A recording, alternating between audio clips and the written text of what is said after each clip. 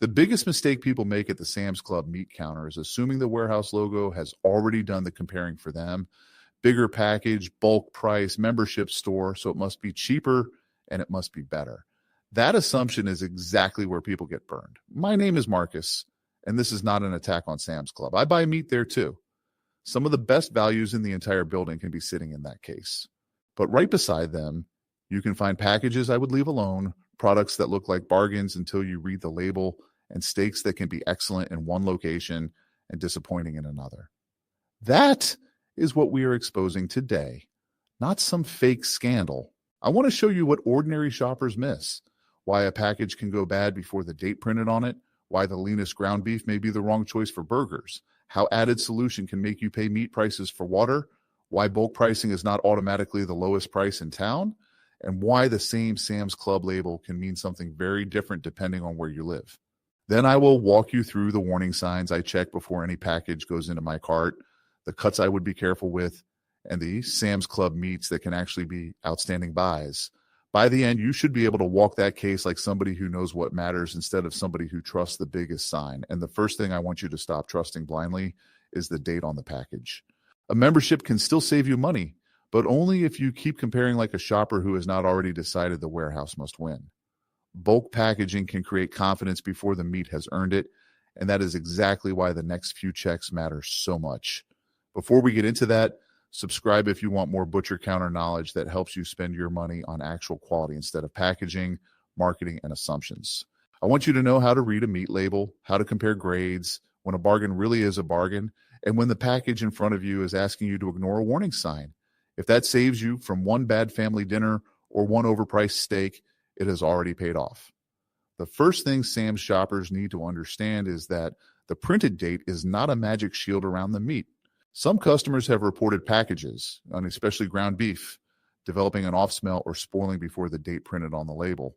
That does not prove there is one nationwide Sam's Club problem, and I would never tell you it does. Meat quality can be affected by handling, time outside refrigeration, store turnover, transport, temperature, and what happens after you bring it home. But the lesson is important. Never use the date as your only freshness test. Look at the package before you buy it. Is there a lot of liquid pooled at the bottom? Does the seal look tight? Is the meat unusually dark or discolored for the packaging style? When you open it at home, does it smell sour or strongly unpleasant after it has had a moment to air out? If the answer is yes, do not cook it just because the date says you should still have 2 days left. Take it back. A warehouse-sized package is not a bargain if half of it ends up in the trash. And if you have ever had Sam's meat turned before the printed date, tell me what product it was and which region you shop in, because local experiences can be very different. That brings me to the second thing people miss, ground beef percentages. A lot of shoppers see a big tray of lean ground beef and automatically think leaner means better. For certain meals, maybe. For burgers, not necessarily. Sam's commonly carries lean ground beef ratios such as 93% lean and 7% fat, or 88% lean and 12% fat. Those blends can work well for dishes where you want less rendered fat, like tacos, meat sauces, or some casseroles. But if I am making a burger, I usually want something closer to 80% lean and 20% fat. That fat carries flavor, helps protect the patty from drying out, and gives you the juicy texture people expect from a good hamburger. So read the ratio. The first number is the lean percentage. The second is the fat. Do not pay extra for a leaner blend and then wonder why the burger eats dry. One exception worth looking at is Members Mark organic grass-fed ground beef when your store carries an 85% lean, 15% fat version. That ratio sits closer to the middle and can be a better fit for a burger than the very lean packages, depending on what you like. The rule is not lean ground beef is bad. The rule is buy the ratio for the job. Third, read the ingredient list on poultry and other seasoned meat products. This is one of the most important labels in the case because some products are enhanced, marinated, seasoned, or otherwise sold with added solution. Shoppers sometimes complain that chicken breasts look unusually large or release a surprising amount of water in the pan. Added solution can be part of that story. When water, salt, broth, or other ingredients are added, part of the package weight is no longer plain meat. That does not automatically make the product bad. Some people deliberately buy enhanced poultry because they like the moisture or seasoning. The problem is buying it while believing you are paying only for chicken. Turn the package over. Plain raw chicken should have a very simple ingredient statement. If you see language such as contains up to a certain percentage of solution, enhanced, marinated, or seasoned, understand what you're buying. Water weighs something. If 2 packages cost the same per pound and one carries added solution, you are not getting the same amount of actual meat. There's a cooking issue too. Excess surface moisture has to evaporate before you get strong browning. So very wet meat can steam in the pan instead of building the crust you wanted. Fourth, stop assuming warehouse equals cheapest. That idea was easier to believe years ago when bulk clubs built their reputation around obvious price advantages. Today, depending on the item and the week, Walmart, a local supermarket, an IGA, or an independent butcher can beat Sam's Club on price per pound. The only honest way to know is to compare, not package price. Price per pound. A $50 tray looks expensive because it is large, but a $20 tray at the grocery store can still cost more per pound. The opposite can happen too. The giant package can look like a bargain, while a local sale beats it by $2 per pound. Pull out your phone if you need to compare the exact grade, cut, and package type. Choice ribeye should be compared with choice ribeye, not with select ribeye across town. Boneless should be compared with boneless. Enhanced chicken should not be compared as though it were identical to plain chicken. Bulk only saves you money when the unit price is actually lower and you can use or freeze what you buy. Fifth, and this is one of the reasons online arguments about Sam's meat go nowhere, quality can be regional. Different stores and distribution regions can receive meat from different packers and suppliers. One club may have excellent choice and prime options with beautiful marbling. Another may lean heavily on select or lower marbled choice in the cuts you want. So when somebody says Sam's Club ribeye is always amazing or Sam's Club steak is always terrible, I do not trust either statement until I know what store they're talking about. Ask the meat department what grade they carry regularly and if they can tell you which packer or supplier is behind the product. And that brings us to the red flags I check before I buy anything, because once you know these, you can filter out a surprising number of bad purchases before they ever reach your refrigerator. First is excessive purge, that pool of liquid sitting underneath the meat. A little fluid in a tray is normal. Meat loses some moisture during storage. What I do not want is a package swimming in liquid. That can be a sign the meat has lost more moisture, has been held longer, has gone through freezing and thawing, or contains added solution. When 2 similar packages sit side by side and one is relatively dry while the other has a deep red puddle underneath it, I inspect the dry one first. Second, look for ice crystals on meat that is being sold as fresh. Ice crystals can tell you the product has been exposed to freezing temperatures, and repeated freezing and thawing can hurt texture because ice damages muscle cells and releases more moisture. That does not automatically mean the meat is unsafe, but it changes what I am willing to pay. Third is odor. In the store, you may not be able to smell a sealed package, but if the meat department itself has a sour, rotten, or unusually strong smell, pay attention. At home, once the package is opened, fresh beef and poultry should not greet you with a persistent sour or putrid odor. Vacuum-packed beef can have a temporary confined smell when first opened, so give it a short moment in the air. If the bad smell stays, do not try to season your way around it. Fourth is color, but color needs nuance. Oxygen-exposed beef often looks bright cherry red. Vacuum-packed beef can look darker or purplish and still be perfectly normal. A little browning from oxidation does not automatically mean spoilage. What makes me nervous is unattractive color combined with other warning signs. Old date, excessive purge, damaged packaging, slime, or bad odor. Do not buy with your eyes alone, but do not ignore what your eyes are telling you either. Fifth, check the date and compare packages instead of grabbing the first one in front. Stores rotate inventory, so a package with a later date may be farther back in the case. If I am buying a large family pack, I want as much safe storage window as I can reasonably get. Sixth, look at marbling. This matters especially in steaks. Fine white flecks of intramuscular fat spread through the muscle are what I want to see. A steak carrying the same choice label as the one beside it can still have noticeably weaker marbling. That is why the individual package matters. The grade is an important shortcut, but the visible steak still has to earn the price. And now that you know the traps and the warning signs, we can get to the part that saves the most money. Which specific Sam's Club meats I would be cautious about, and which ones can make the membership feel worth it by themselves. Let us start with the meats I would approach carefully. I'm not saying every brisket, filet, strip steak, or package of chicken at Sam's Club is bad. These are simply the items where price, grade, trimming, fat, or inconsistency can turn a warehouse bargain into a disappointing buy. First is brisket. Sam's can sell a good one, but inspect the individual packer.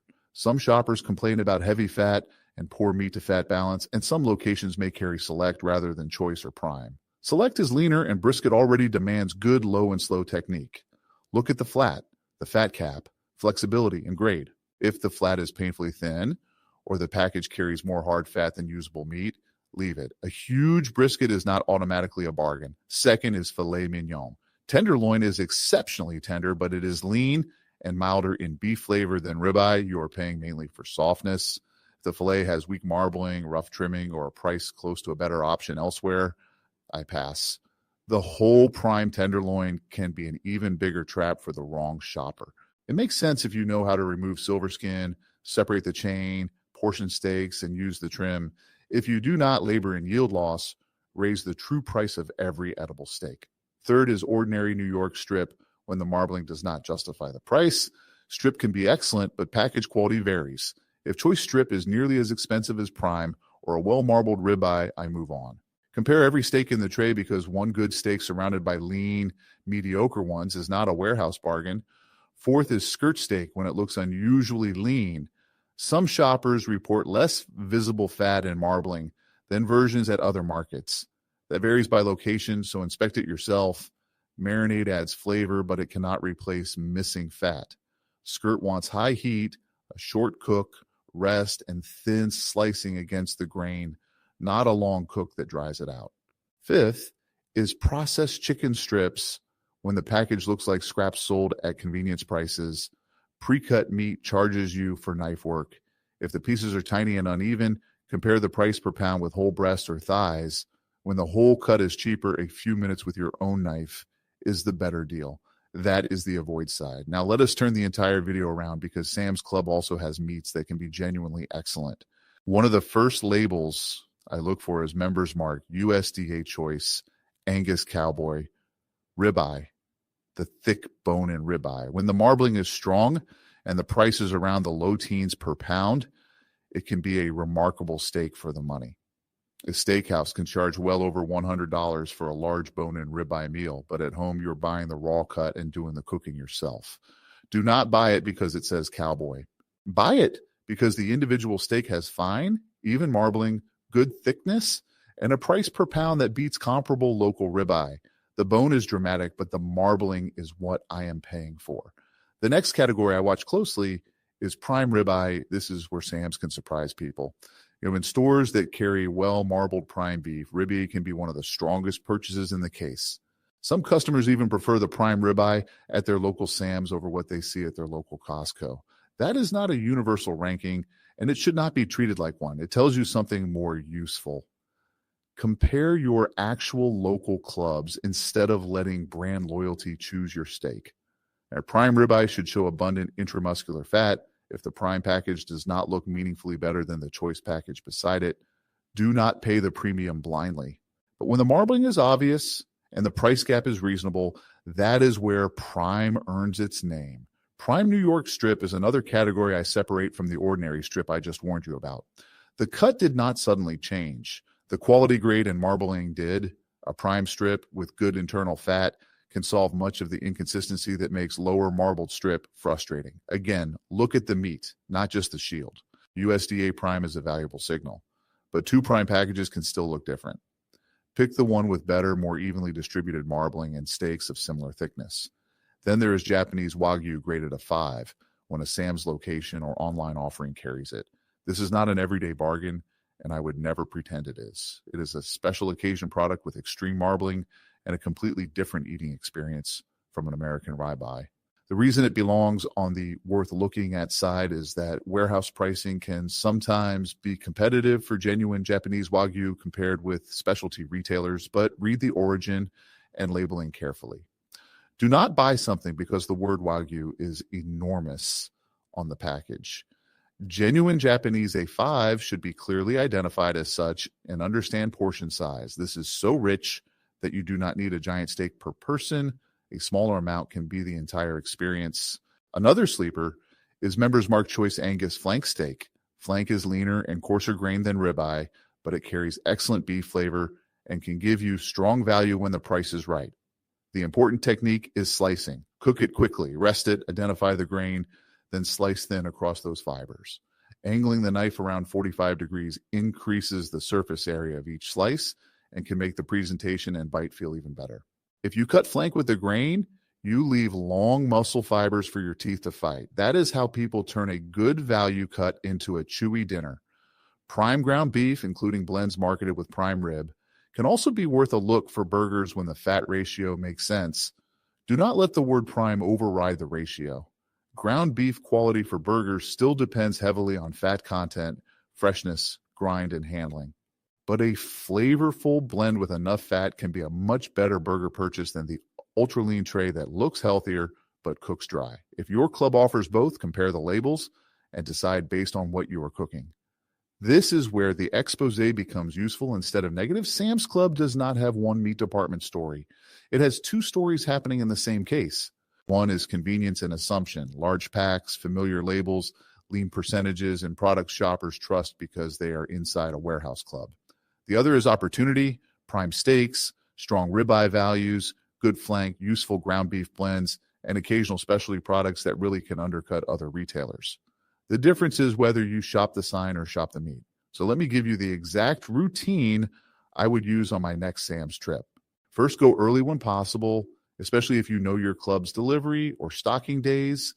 The best looking packages and the dates with the most remaining time can disappear before the afternoon crowd arrives. I am not promising some secret nationwide markdown schedule because stores and departments do not all operate identically. I am telling you that fresh selection is usually easiest to judge when the case has just been stocked. Ask the meat department when they normally receive and put out fresh product. That answer is worth more than any internet rumor about a magic day of the week. Second, read 4 things before the package enters your cart. USDA grade, ground beef ratio when applicable, ingredient list, and date. Prime, Choice, and Select tell you something real about beef quality, especially marbling, but still inspect the individual steak on ground beef, match the lean to fat ratio to the dish. On chicken and seasoned products, look for added solution on everything. Check the date and package condition. Third, compare the unit price with at least one local competitor. You do not have to perform a spreadsheet in the aisle. Know what ribeye, ground beef, chicken breast, and the cuts you buy most often cost at your regular market. A warehouse package does not get a free pass. Fourth, inspect the physical red flags we covered: heavy purge, ice crystals where you do not expect them, broken seals, suspicious color combined with other warning signs, weak marbling on expensive steaks, and any persistent off odor after opening. Fifth, buy the grade and cut that justify themselves. If the prime ribeye is gorgeous, that may be the reason you came. If the cowboy ribeye has excellent marbling at a strong price, that can be the hidden win. If the regular strip is lean and expensive, leave it. If the brisket is mostly hard fat and a paper-thin flat, do not convince yourself that 12 pounds automatically equals value. If the chicken strips look like trimmings, buy whole pieces. And sixth, keep your receipt and use the store's return process if the meat is genuinely bad. You paid for edible food. There is no medal for swallowing a sour package because returning it feels inconvenient. The most important thing I can teach you is to stop thinking of Sam's Club as either cheap meat or bad meat. Both labels are lazy. Your local store can carry an outstanding prime ribeye beside a mediocre choice strip, a useful burger blend beside ground beef that is too lean for the job, and plain chicken beside an enhanced product carrying added water. The smart shopper does not need to hate the store or worship the store. He needs to read. He needs to compare. He needs to inspect. That is the real expose. The secret is not that Sam's Club is hiding terrible meat. The secret is that the membership, the bulk packaging, and the warehouse atmosphere can make shoppers stop doing the same quality checks they would perform anywhere else. Do not give any retailer that much trust. Next time you walk into Sam's, start with the label, then the marbling, then the price per pound, then the package condition. Ask where the meat came from if the department can tell you. Ask when the case was stocked. Buy Prime when the quality and price justify it, not because Prime sounds impressive. Buy Choice when the individual steak beats the Prime package beside it for value. Choose the right fat ratio for burgers. Avoid paying meat prices for added water unless you intentionally want that product. And if something smells wrong when you open it, believe your nose before you believe the date. Now, I want to know what your local Sam's Club does best. Is it ribeye, brisket, ground beef, chicken, flank, or something completely different? And what is the one meat you stopped buying there? Put both in the comments, because the regional differences are exactly why this conversation is more useful than one blanket verdict. Sam's Club can be one of the better places to buy meat, and it can also be an easy place to overspend. The difference is knowing what you are looking at before that oversized package lands in your cart.